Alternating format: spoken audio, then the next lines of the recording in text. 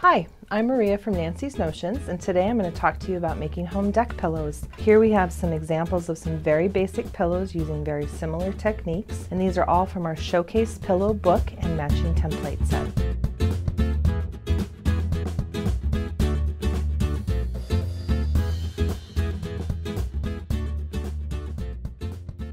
Today we're going to make this basic pillow. It's a 14-inch pillow with a piped edge. On the back we have this envelope finish so you can easily insert your pillow form. The instructions are included in the Showcase Throw Pillow book, and this is the matching template to go with. To get started on my pillow, what I've done is cut a 14-inch square fabric, and this will be my pillow front. For my pillow back, I'm going to cut two rectangles that are 14 inches by 11.5 inches. So I need to grab my favorite measuring tool and mark 3 inches and 4.5 inches from the edge. So here's a 3.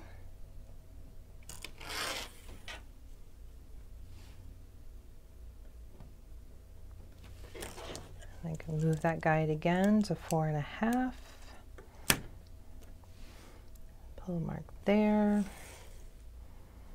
On the other side as well. I've placed a 3-inch strip of interfacing along one edge, and I've serged along that edge to just clean it up and keep the threads from fraying.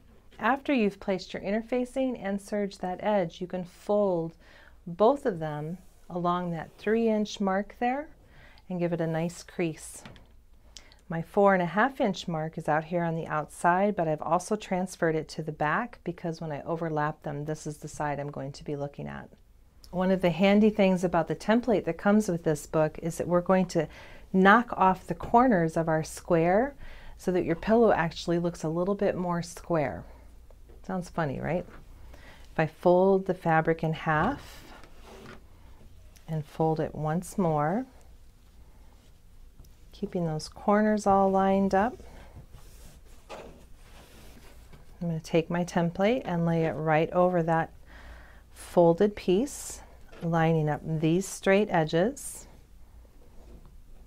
here and here, and I'm going to cut off this little ear off of my square piece.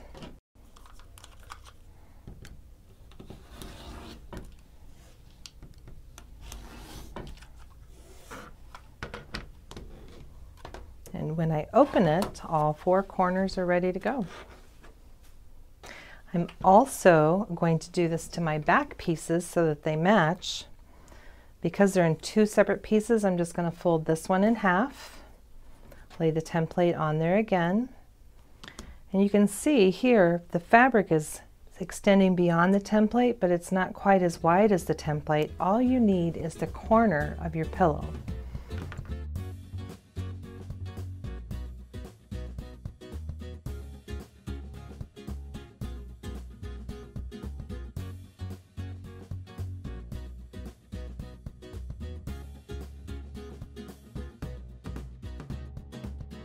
Now that I have my corners all trimmed, I'm going to add piping to the pillow because I like the look of that. It is absolutely optional, but it is not a hard thing to add to your pillows to increase the value of your home decor. For this pillow, I've chosen to use a stripe for my piping, and I've cut it on a 45-degree angle along that stripe to give it a little bit of interest. It'll look like the stripes are rolling around the piping on the pillow.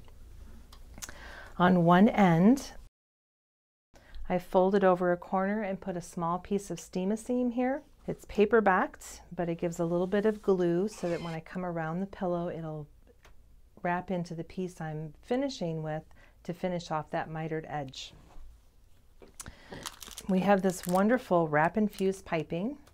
It's a piece of piping with fusible web wrapped around it, so it's very easy to put into your strip for your piping without having to fight with that fabric under your needle. Now keep in mind, this is fusible web, so you want to keep it away from the edge of your iron just to be sure that you don't stick it to the iron. I'm going to start on the end where I put this piece of fusible tape, and I'm going to lay my piping about in the middle here and about 2.5 inches away from the tip of my folded edge. You simply fold your piece of piping over and apply heat. Just like doing applique, it takes 5 to 15 seconds for that glue to soften up and then stick to both surfaces. So don't be in a huge hurry as you do this. You're going to continue doing this, pressing all the way along the length of your full piece of piping for the pillow. So if you've got a 14-inch pillow, multiply 14 by 4, which is 64 inches. You're going to need at least that many inches to go all the way around the circumference of that edge. Once I'm done pressing, you can see there's a little ridge that forms right along that piece of piping that's in there. And my zipper foot is going to ride right along that ridge and stitch it down to the front side of my pillow. So come with me to the sewing machine and let's put some piping on the edge of this pillow front. I'm going to get my machine set up to sew this piping on. So first I'm going to take off my basic foot. And I'm going to put on my zipper foot. I have two choices. I can put it on the right hand side or the left. I'm choosing the left because I want that needle as far left as I can get it to stay on the right hand side of the piping as I stitch it on. I'm also going to change the location of my needle. My machine has a far to the left setting, so I've got the needle over here on this side of the foot, which leaves me this space to guide along the raw edge of my pillow. I'm going to share with you a little tip that's not in the book. I like to start with this taped edge down, and I'm actually going to start stitching right at the end of this piece of piping. Go about to here and then come in and catch the rest of the piping. So this is what it'll look like. I'm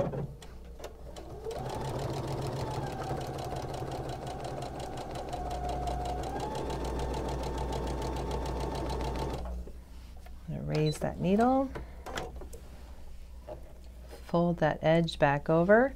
Now I've left myself a little window for the other end of the piping to come in when I get around the other sides of the pillow.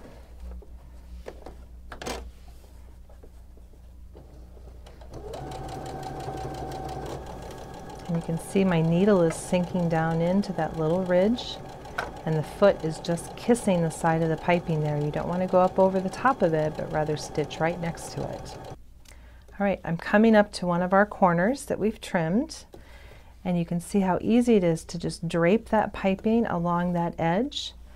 I'm going to make a clip when I get to the corner where I would turn to go along the other side. I just need to clip this open so that it's free to bend out to go around the edge of the pillow.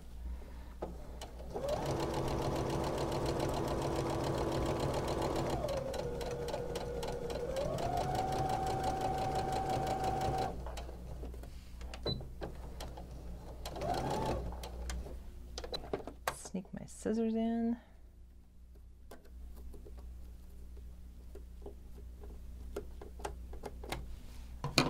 Stitch back up to that clip.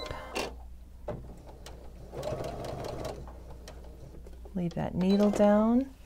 Turn the pillow, and I'm going to turn that piping as well. Can you see this little crease that's going to form there? I'm going to take my finger and try and smooth that out a little bit before I come around on the other side.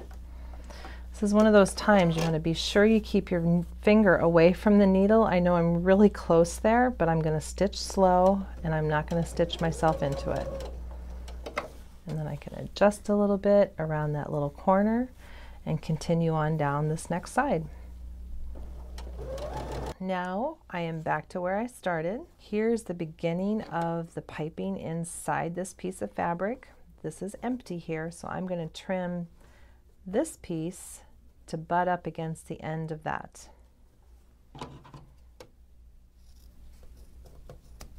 Ta-da! I'm going to peel the paper off of here, and it's leaving behind this fusible piece of tape. It's a little bit sticky, which helps actually to get this laid in there right. So here's that tail end. I'm going to tuck this one in there.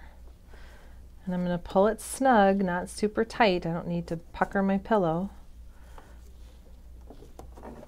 That sticky surface on the tape is going to help hold in the end of my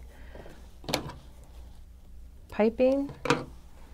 And I only need to stitch this hole closed, and my piping is completely applied to the front edge of my pillow. So let's finish this pillow. Here's the front with the piping. Here's one of my back rectangles.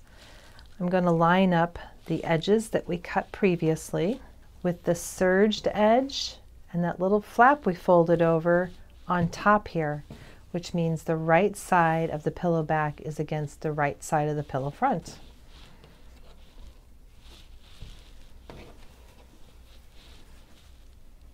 So here is that 4.5 inch mark on the front of this one and the back of this one. And I've got this 3-inch overlap that's going to help hide the pillow form in there. Now I like to flip it over so I can see the stitching that I did before, and I'm going to pin the layers together. Careful where it's overlapped, you've got a lot of layers all in one spot. Careful in your attire. Make sure that your sleeves don't get caught on your pins as you're seeing like that. I'm all set to do that final sewing. I'm going to follow along that stitching that I did previously, and my pillow is done. Then I've gone back to the sewing machine and I've stitched that final line of stitching all the way around the outside edge. There's no need to leave a hole for turning because the flaps we created before are the hole for turning this pillow right side out. If you would like a closure, you can stitch a piece of Velcro an inch in from the flap on both flaps. Make sure that they're facing each other so they stick.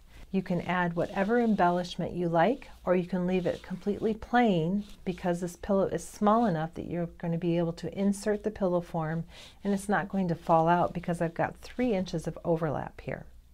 I hope that some of what we've talked about today will inspire you to take on some of your own home deck projects. The pillows are very easy to do and the instructions in the book are more than helpful. If you like this video, please hit the like button, leave us a comment, and don't forget to subscribe. And thanks so much for watching.